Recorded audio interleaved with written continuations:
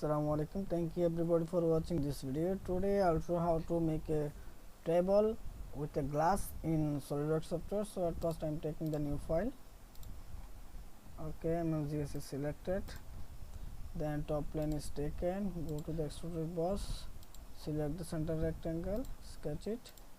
The smart dimension, it will be 600 millimeters and it will be 400 millimeters. Then again another rectangle is drawn.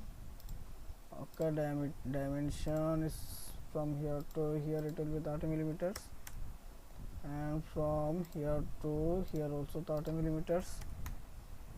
Then exit it. It will be upwards 20 millimeters. Okay, then extrude boss is selected. Click on the surface, go to here, normal plane is taken. Here corner rectangle is selected and draw every corner.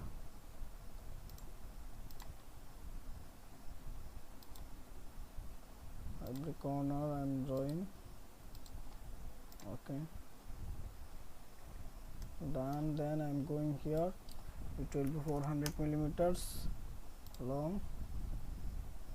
Then I am going extrude boss again and click on the surface, go to here, normal plane is selected, again corner rectangle is selected and drawn in every corner. Okay, drawn in every corner. Exit it. Then it will be only 10 millimeters. Okay, done. Then I am going to select the materials and still is selected, pound still is selected, and this color is taken. This color is taken. Okay, done. Then I am going to extrude boss again, click on this corner. Okay, done.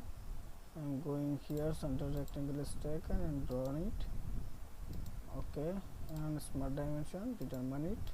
It will be 430 millimeters, and this portion also 630 millimeters. I'm going to the fillet, and every corner will be 10 millimeters radius. So I'm selecting it. Okay, and exit it. And it will be upwards how much? 15 millimeters, and it will be Mars will be Ojo. Okay, done.